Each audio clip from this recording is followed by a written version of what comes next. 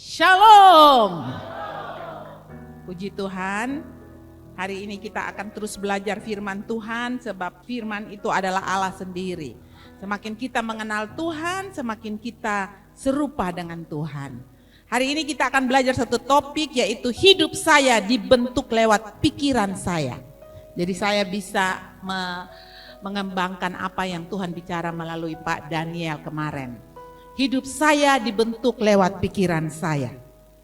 Karena itu Bapak Ibu jemaat berhati-hati dengan bagaimana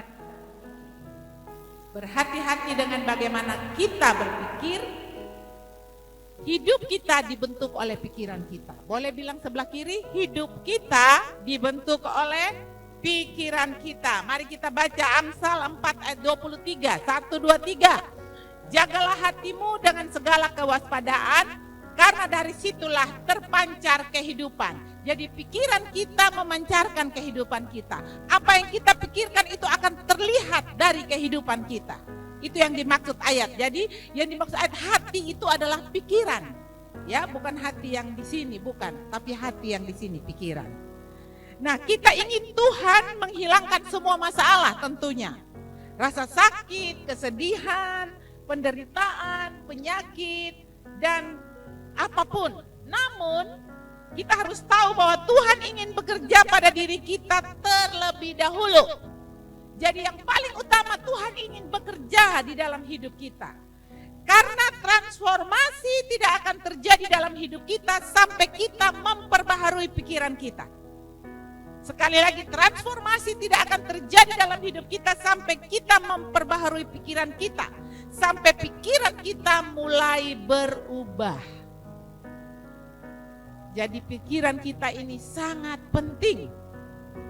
Mengapa begitu penting bagi kita untuk belajar mengelola pikiran kita?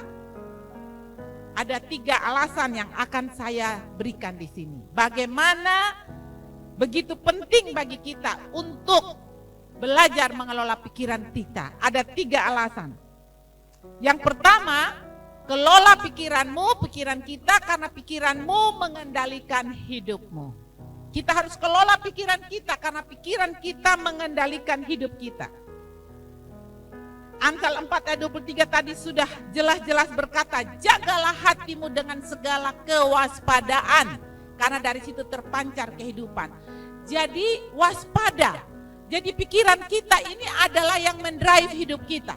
Seperti kalau kita mengendarai mobil, kita tuh waspada, apalagi di Kota Kupang ini. Ya, saya hari-hari sekarang nih susah mau drive. Saya sudah tidak suka karena sebentar mereka masuk dari kiri, masuk dari kanan, dari muka ya. Tadi ada mobil pun saya tetap panggil Grab. Saya pusing, saya tidak berani. Karena apa? Mesti waspada, perhatikan baik-baik, kalau tidak kita akan tabrak. Nah, pikiran kita ini yang mendrive hidup kita. Jadi kalau kita tidak betul-betul menjaga dengan waspada, maka kita akan celaka. Ya. Pikiran kita ini sangat kuat dan memiliki kemampuan yang luar biasa untuk membentuk hidup kita, baik itu untuk kebaikan maupun untuk keburukan. Itu semua ditentukan oleh pikiran kita. Ya, misalnya mungkin kita pernah menerima sebuah pikiran ketika waktu itu mungkin kita baru tumbuh dan orang bilang kita tidak berharga, kita tidak penting, ya. Lalu kita menerima pikiran itu dan walaupun itu salah, tapi kalau kita sudah terima, itu membentuk hidup kita. Jadi apa yang kita terima dalam pikiran kita itu sangat membentuk hidup kita. Itulah sebabnya sebagai anak Tuhan, kenapa Tuhan berkata di dalam Mazmur 1, renungkan firman Tuhan itu siang dan malam. Supaya kita punya kehidupan itu dipimpin hanya oleh firman yang kita pikirkan dan kita renungkan. Nah, Bapak Ibu yang diberkati Tuhan, itulah sebabnya kelola pikiran kita, karena pikiran kita mengendalikan kita atau pikiran kita menyetir hidup kita. Jadi kita mesti waspada baik-baik ini pikiran. Yang kedua, mengapa penting kita belajar mengelola pikiran kita? Kelola pikiranmu karena pikiran adalah medan peperangan bagi dosa. Sekali lagi, pikiran adalah medan peperangan bagi dosa. Nah, Paulus berkata dalam Roma 7 ayat 22 sampai 23. Kita baca sama-sama.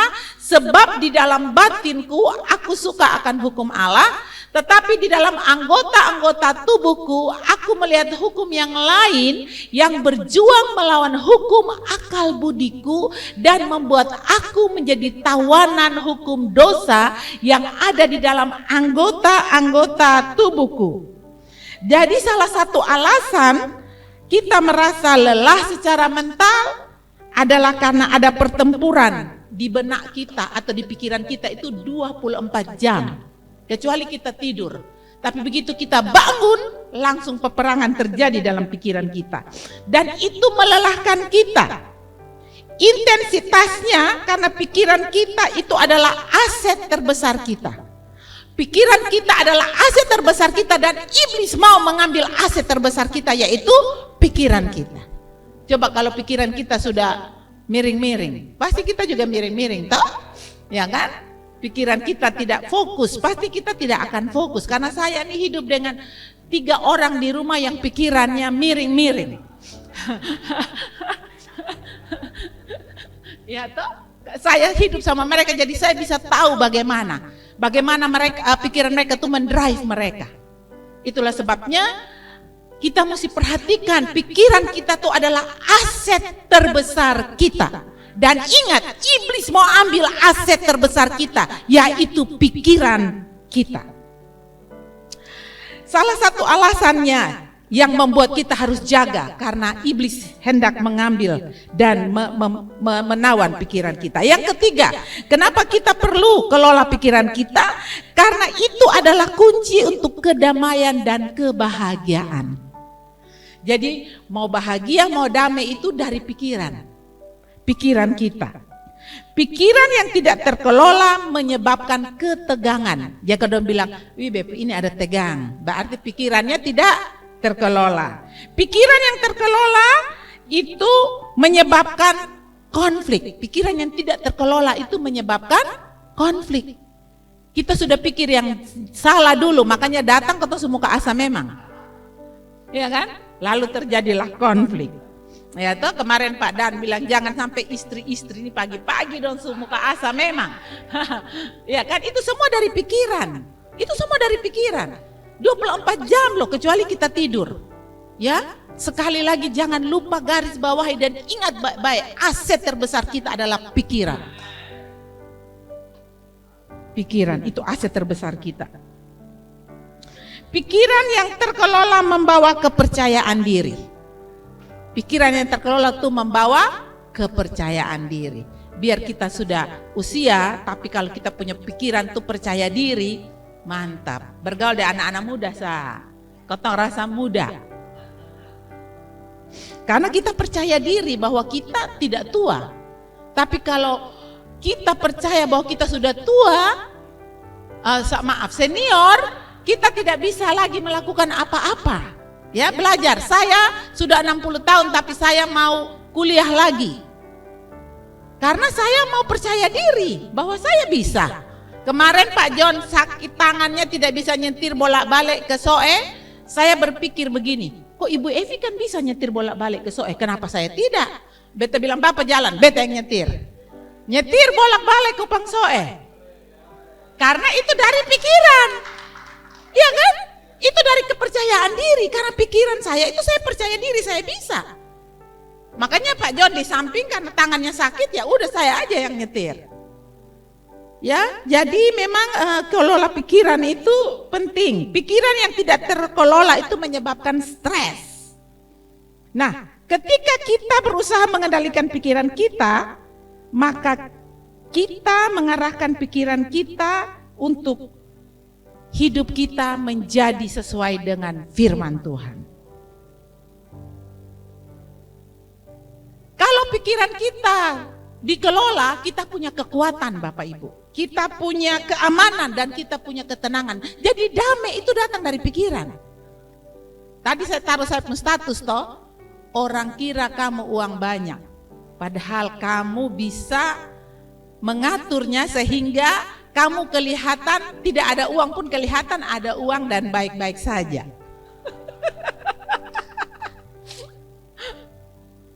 Ya kan? Saya selalu tanya dengan Ibu Emi dan Ibu Jeltri kalau saya di kantor, saya bilang, Bosong lihat kok kalau orang lihat beta tuh uang banyak kok. Bilang, oh Kak, Bosong lihat dari mana? Sedangkan Bosong yang tahu. Betul Kak, penampilan tuh orang lihat oh berarti baik sudah. Berarti baik, beta percaya diri. Ya kan, itu semua dari pikiran Bapak Ibu. Benar, kalau pikiran kita baik, maka ada kekuatan, keamanan dan ketenangan. Jadi kalau ada anak sakit, kita sudah panik duluan, kita sudah tahu mau bikin apa. Tetapi kalau begitu kita dengar anak kita sakit, kita melihat bahwa oleh bilur-bilur Yesus dia sudah sembuhkan. Pikiran kita tuh langsung diarahkan. Jadi kita perlu mengelola pikiran kita. Biarkan sifat berdosa kita mengendalikan pikiran kita, itu akan membawa kematian. Ya kalau sifat dosa kita mengandalkan pikiran kita akan mendatangkan kematian. Tetapi biarkanlah Roh mengendalikan pikiran kita dan itu membawa kehidupan dan kedamaian.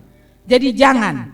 Roma 8 ayat 6 berkata, karena keinginan daging adalah maut, tetapi keinginan Roh adalah hidup dan damai sejahtera.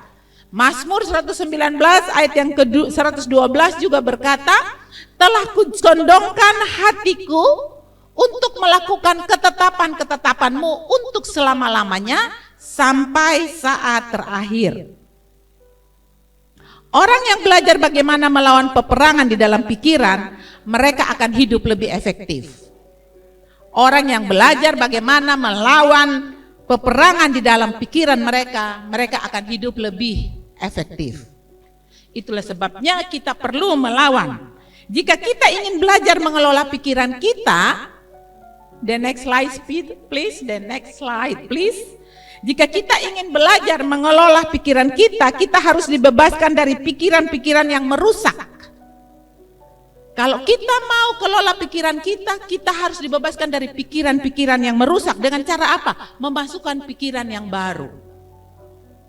Jadi kalau seandainya ada air itu kotor sekali, tidak perlu buang air itu, kasih masuk saja air yang baru, terus lama-lama nanti air yang di dalam gelas yang kotor itu akan mengalir keluar sendiri dan tinggal air yang baru. Jadi pikiran kita itu dikelola dengan dibebaskan dari pikiran-pikiran yang rusak, yaitu cara begitu. Cara pandang kita harus baru. Masa saya tidak berubah dari dulu sampai selamanya? Saya harus berubah supaya serupa dengan Kristus. Yang tidak berubah itu hanya Kristus. Karena Kristus sudah sempurna. Jadi kita jangan bilang begini, wih lu sama kayak Yesus, soalnya berubah. Salah, itu salah. Yesus itu sempurna, tidak ada orang yang sempurna kecuali Yesus. Jadi kita harus mengalami perubahan-perubahan untuk kita serupa dengan Yesus. Jadi kita harus punya pikiran bahwa teman saya ini tidak seperti yang kemarin. Sehingga kita tidak takut, tidak sungkan, pikiran kita ini mengendalikan kita masalahnya. Ya, karena itu keinginan daging itu adalah maut, tetapi keinginan Roh adalah hidup dan damai sejahtera. Tadi firman Tuhan sudah bilang, musuh pertama yang kita harus lihat, ada 3 musuh yang coba mengendalikan pikiran kita. Kalau kita mau belajar mengelola pikiran kita, maka kita harus tahu bahwa ini peperangan dengan 3 musuh. Yang pertama adalah kodrat lama kita. Musuh pertama adalah kodrat lama kita. Roma 7 ayat 23 berkata, tetapi di dalam anggota-anggota tubuhku aku melihat hukum lain yang berjuang melawan hukum akal budiku dan membuat aku menjadi tawanan hukum dosa yang ada di dalam anggota-anggota tubuhku. Jadi Paulus mengatakan dalam Roma 7 ayat 23 ini ada kuasa lain di dalam dirinya yang berperang dengan pikirannya. Ada kuasa lain. Kuasa ini menjadikannya budak dosa yang masih ada di dalam diri. Jadi kita masih dipengaruhi oleh kodrat lama kita. Pernah tidak kita mendapatkan diri kita melakukan sesuatu yang sebenarnya kita tidak ingin lakukan? Misalnya beta sana mau marah, tiba-tiba beta siap nih, pokoknya sana marah. Tiba-tiba lihat begitu langsung marah. Padahal ini sudah tidak mau, ya kan? Berarti itu peperangan yang perlu kita lihat, bahwa di dalam kita masih ada budak dosa atau kodrat lama. Yang kedua adalah setan. Itu lihat dia ada ekor, ada tanduk, ya toh? Tetapi ingat, setan tidak memaksa kita untuk melakukan apapun. Dia tidak maksa kita, tetapi dia memberi saran. Saran-saran dia itu sangat kuat. Dia terus-menerus menanam dalam pikiran kita nih negative thinking. Dalam pikiran kita. Dia akan menggunakan orang lain atau apa yang kita tonton. Makanya anak-anak hati-hati dengan tontonan-tontonan kalian. Iblis bisa berbicara lewat apa yang kita tonton. Oke? Atau dia hanya melemparkan pikirannya ke dalam pikiran kita. Nah, lalu kita mulai berontak, kita mulai tidak sesuai dengan firman, kita mulai iri, kita mulai macam-macam. Itulah sebabnya kita harus tahu bahwa musuh kita adalah setan. Makanya waktu dulu kita masih kecil kan ada lagu. Iblis itu musuh kita. Iblis itu musuh kita. Dia lari sana sini, dia bilang ini itu. Awas. Iblis musuh kita. Ingat tidak? Ingat toh? Nah, itu ibu guru yang kasih ajar kita, awas iblis. Ya kan? Iblis itu musuh kita. Jadi kita harus melihat bahwa yang kedua itu adalah setan. Dia tidak memaksa kita, tapi dia memberi saran-saran kepada kita. Itulah sebabnya dengan siapa kita bergaul itu mempengaruhi cara kita bertindak. Dengan siapa kita diberi masukan-masukan itu sangat mempengaruhi kehidupan kita. Itulah sebabnya penting sekali kita harus belajar firman Tuhan. Penting belajar karena Alkitab berkata umatku binasa karena kurang pengetahuan. Dan engkaulah yang menolak pengetahuan itu.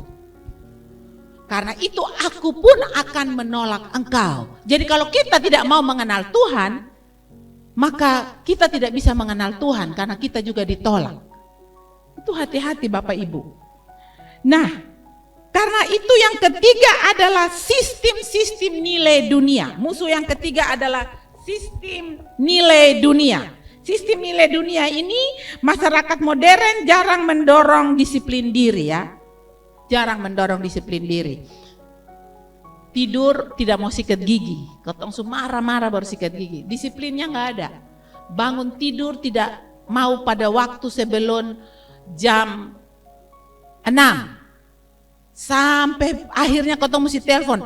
Pokoknya mesti potong kalau sonde baru mulai bangun setengah 6 jam 5. Disiplin diri ini susah sekali. Ini masalah daripada masyarakat modern. Maka kalau mami saya itu kalau kita bilang jam 5, setengah 5 disuduh mana? Karena dia memang hidup dulu dilatih dengan disiplin. Coba kita sekarang anak-anak di sekolah itu kalau kita tidak disiplin mereka, kita suruh pakai celana yang 30 cm, dong akan ikat pakai karet baru ketat. Jadi disiplin itu memang mengajar kita untuk kita diberkati sebenarnya. Tetapi karena kita tidak mengikuti apa yang Tuhan mau, karena kita senang melihat iklan-iklan seperti, oh kamu tuh pantas mendapat itu keinginanmu tuh pantas dilakukan, dilayani. Padahal kalau kita lihat Alkitab di Yohanes 2 ayat 16 berkata, sebab segala yang ada di dunia, keinginan daging, keinginan mata dan keangkuhan hidup bukan berasal dari Bapa melainkan dari dunia ini. Itulah sebabnya sistem-sistem dan nilai-nilai dunia itu bukan berasal dari Bapa. Jadi jangan mengikuti keinginan daging. Keinginan mata.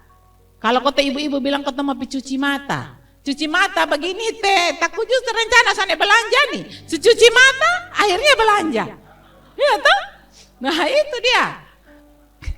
Ya, itu mata belanja, mata dicuci untuk menjadi mata belanja. Lalu keangkuhan hidup, kita tidak pernah menghormati orang lain. Kita tidak melihat orang lain itu adalah setara dengan kita. Itu perlu hati-hati. Ya, saya Tuhan kasih selalu orang-orang yang ada di sekitar saya, Daniel, Rahel, dan Jeffrey. Saya harus tahu bahwa saya tidak boleh bedakan mereka dari JP, Kirna, dan Jose. Saya tidak boleh membedakan mereka daripada Ruth, Fanny, dan Resti. Tidak bisa, karena mereka semua itu sama di mata Tuhan. Itu kita belajar. Jadi siapa yang datang ke rumah kita, misalnya ada orang-orang yang membantu kita di rumah, kita tidak boleh anggap enteng mereka. Kita lihat mereka itu adalah orang yang sejajar dengan kita, yang perlu kita lengkapi mereka untuk jadi hebat. Ya, orang-orang yang setia dulu Ina, siapa namanya? Bukan, Ina Oematan. Dia setia dengan saya, akhirnya saya kirim pergi sekolah. Saya ketemu dia di Singapura, kita meeting sama-sama. Itu luar biasa, dia setia dengan saya berapa banyak tahun itu dari Fanny, dari zaman Resti mungkin. Dia sudah sarjana, anaknya kuliah dokter. Miss Bita yang setia dengan saya sudah jadi kepala sekolah yang hebat. Ya, siapa lagi yang datang setia ke rumah? Pasti saya akan mengangkat. Kalau Eni itu SE sampai Bapak Dance kasih bangun, Ma Emi, jangan sampai lu sone lihat kok Bapak John ada undang Eni wisuda. Padahal waktu Ferdi wisuda tuh bela Eni pakai Ferdi pung toga kok pegang bunga baru mama foto kok kasih di status, kasih Facebook baru tulis Eni SE itu sarjana everything. Jadi Pak Dance lihat di apa namanya Facebook, Emi ada tidur tengah malam dia kasih pakai Emi mengamuk. Emi cerita beta ketawa bilang, itu hanya Sone mungkin Eni wisuda dari mana? Sone baca sampai Tapi Eni luar biasa. Eni sudah berapa ya? 20 tahun mungkin dengan saya. 20 lebih. Makanya Eni itu pegang visa Australia. Tanggal 7 nih dia berangkat lagi. Dia sudah sering ke Australia itu sampai sudah seperti Kupang Soesa. Ya, saya tidak bisa tahan. Karena apa? Karena firman Tuhan bilang keangkuhan hidup tuh harus direndahkan. Ya. Saya bilang, Eni lu luar biasa, ya. Lihat, Jeffrey ini saya makan di restoran, dia ada di samping saya. Saya pergi mana-mana, cuman saya tidak bisa bawa dia pesawat karena saya takut dia berteriak-teriak di atas apa mau pegang.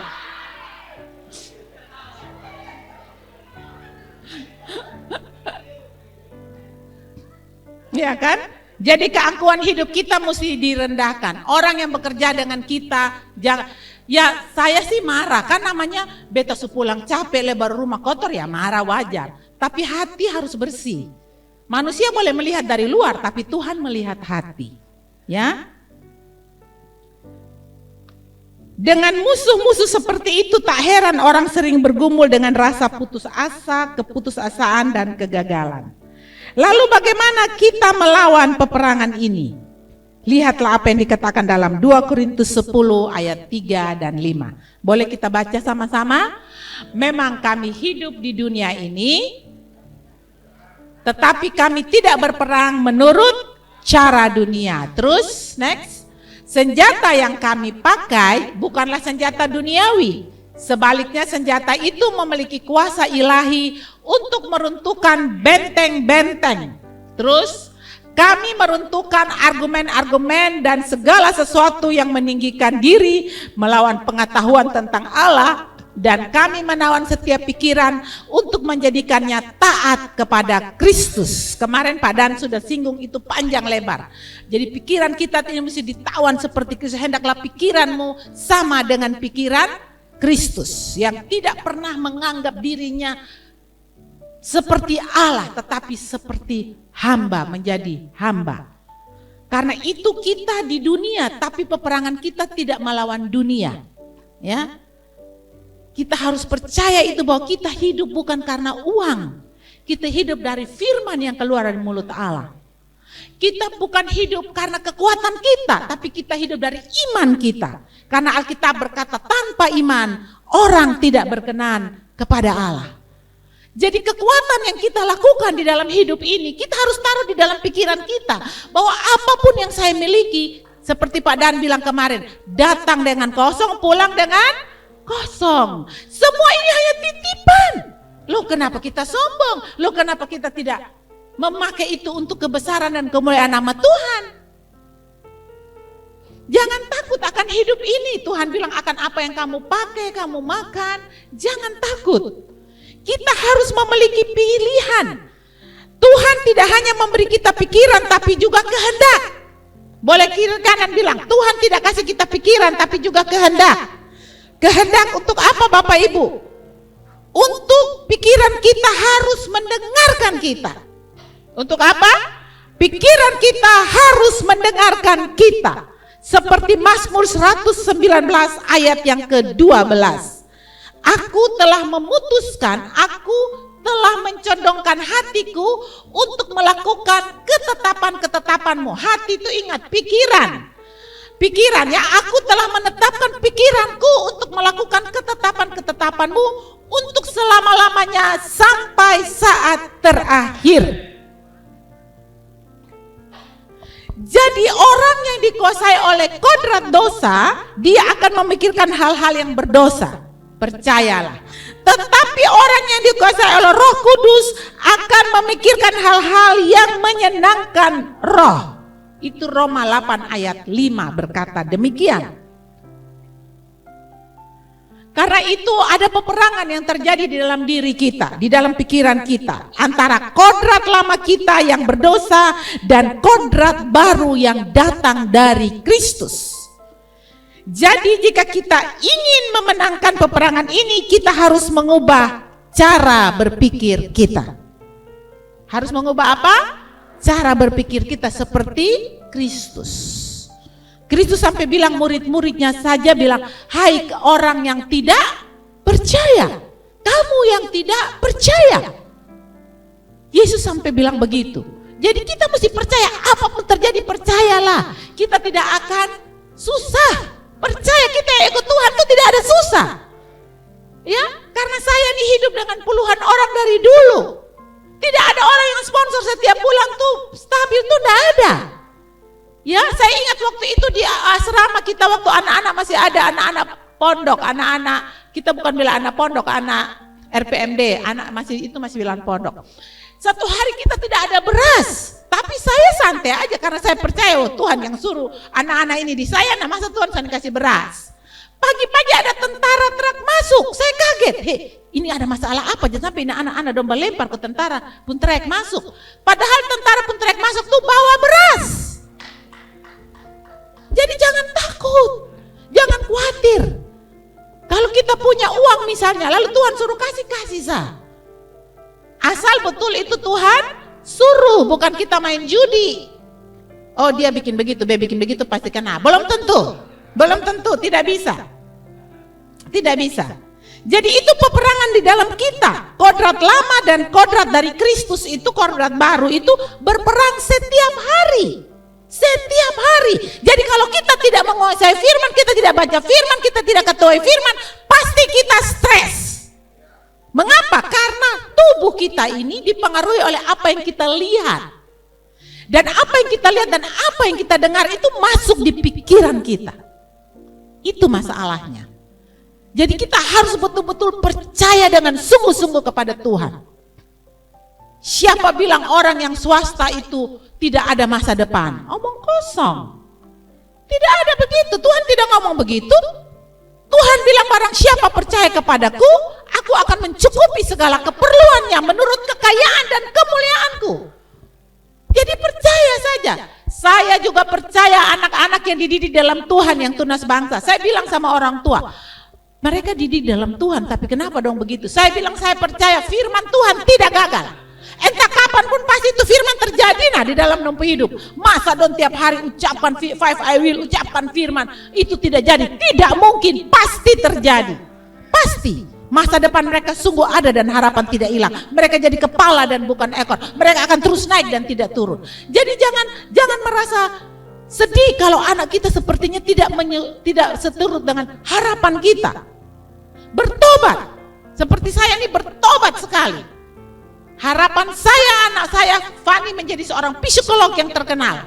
Tuhan kasih dia sekolah di Airlangga seorang psikolog. Pulang jadi tukang donat. Harapan hilang. Tapi itu karena siapa suruh mau ikut pikiran kita sendiri. Saya tobat mulai itu, Resti dan Ruth saya tidak mau lagi. Terserah apa yang Tuhan jadi, Tuhan mau jadilah menurut kehendak Tuhan. Karena saya percaya mereka punya masa depan. Karena mereka anak Tuhan bukan milik saya. Saya hanya dititipkan. Tetapi mereka itu anak Tuhan Bapak Ibu. Jadi kotong jangan rasa bilang ini kotong po anak wi kesian jangan ada.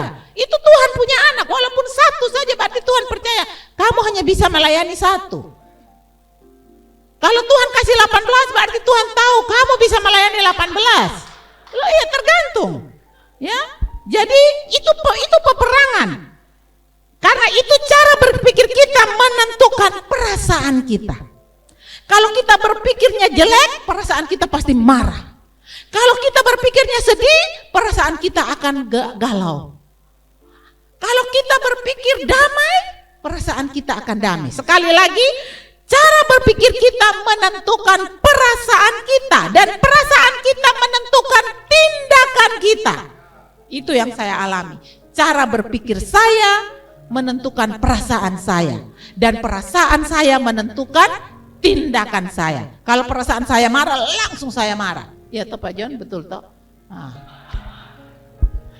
Tapi kalau perasaan saya lagi senang, biar apa-apa juga pasti saya baik-baik. Jadi memang perasaan itu menentukan tindakan. Itulah sebabnya itu semua datang dari pikiran. Nah, kita perlu tetap berada dalam pikiran Kristus. Supaya kita tidak merasa putus asa. Karena kalau kita putus asa, pasti itu mengecewakan kita. Dan kalau mengecewakan kita, Alkitab berkata, hilanglah kekuatan kita. Kita tidak akan kuat lagi. Jadi apapun yang kita alami, kita harus berpikir bahwa semua itu mendatangkan kebaikan. Karena Tuhan tidak pernah merancang kita untuk tidak baik. Suasana boleh tidak baik, karena pikiran kita kacau semua kelihatannya kok ini tidak baik. Tapi kita percaya firman Tuhan berkata bahwa rancangan-rancangan yang ada pada Tuhan mengenai saya adalah rancangan yang baik. Tidak ada Tuhan merancang yang tidak baik. Kemarin Pak John Dede sudah bilang kan, walaupun Bapak itu petani, tidak pernah punya apa-apa, tapi dia mau anaknya berhasil. Anaknya jaya, anaknya luar biasa. Itulah Bapak, apalagi Bapak di surga. Dia bilang tidak mungkinlah Bapak di dunia aja anak minta roti tidak dikasih batu, anak minta ikan tidak dikasih ular, apalagi Bapak di surga yang sempurna. Jadi kita mulai hari ini kita mesti rubah pikiran kita untuk mempengaruhi perasaan kita. Supaya perasaan kita ini penuh dengan damai sejahtera, tidak dengan kekecewaan. Percayalah Tuhan punya rencana bagi hidup kita.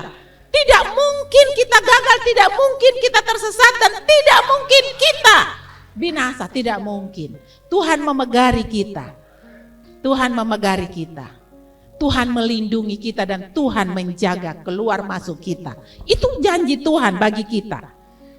Jadi kita perlu tetap berada, minta Roh Kudus untuk membimbing pikiran kita ke arah yang lebih baik. Ketika setan memberi pikiran kepada kita, itu adalah godaan. Sekali lagi, waktu setan memberi pikiran kepada kita itu apa saudara? Godaan. Tetapi ketika Tuhan memberi pikiran kepada kita itu inspirasi. Mana yang kita mau pilih? Godaan atau inspirasi? Pak John ini mungkin dia terlalu banyak berdoa, baca firman ya. Takut juga ada inspirasi ini, inspirasi itu. Kadang-kadang dia omong besok jawab. Karena dia pikir, aduh terlalu banyak, beta pusing. Beta kadang-kadang bilang, sudah jangan omong, tapi ada kerja kuliah. Kalau lu cuma kuliah, biar nanti papit kasih B0 baru tahu. Betul. Jadi sekali lagi, waktu setan kasih masuk pikiran kepada kita itu adalah godaan. Tapi begitu Tuhan kasih masuk pikiran itu inspirasi. Dan pasti kita mendapat inspirasi. Percaya saja, percaya saja. Karena semua yang ditemukan di dunia ini, itu adalah ditemukan oleh anak-anak Tuhan. Mereka mendapat inspirasi dari Tuhan. Karena apa yang kelihatan terjadi dari apa yang tidak kelihatan. Saya terlalu yakin dan percaya itu. Roma 8 ayat yang ke-6 berkata, karena membiarkan kodrat berdosa menguasai pikiran mengarah pada kematian. Iya, keinginan daging adalah maut. Jadi kodrat berdosa itu mengarah kepada kematian. Tetapi kalau kita membiarkan roh yang menguasai pikiran kita mengarah pada hidup dan damai dan kedamaian dan damai sejahtera. Jadi sisa pilih sama mau yang mana terserah. Karena Tuhan tidak kasih saja kita pikiran, tapi Tuhan kasih kita apa tadi? Kehendak. Untuk kita bisa memilih mau yang kanan. Madu di tangan kananku, racun di tangan kiriku. Terus apa lagi? Ku tak tahu mana yang akan kau berikan padaku. Iya kan Bapak Ibu? Jadi Tuhan kasih kita pikiran, tapi Tuhan kasih kita kehendak untuk kita mau memilih atau tidak. Makanya ingat, pikiran itu adalah aset kita yang akan dicuri oleh iblis. Sebab pikiran kita menghasilkan perasaan. Dan perasaan kita menghasilkan tindakan. Saya tidak tahu ada orang yang tidak akan memiliki kehidupan dan kedamaian daripada kematian. Saya tidak tahu.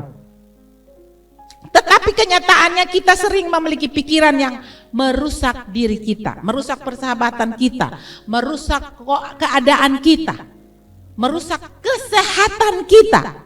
Ingat 3 Yohanes 2? Semoga kamu baik-baik dalam segala sesuatu sama seperti jiwamu baik-baik. Mari kita berdoa meminta Roh Kudus untuk pikiran-pikiran kita terkendali. Mari Bapak Ibu kita berdoa. Kita berdoa bilang gini. Roh Kudus yang terhormat, saya memberi izin kepadamu untuk memberi saya pikiran kapan saja engkau mau. Saya terbuka sepenuhnya dan akan menerimanya.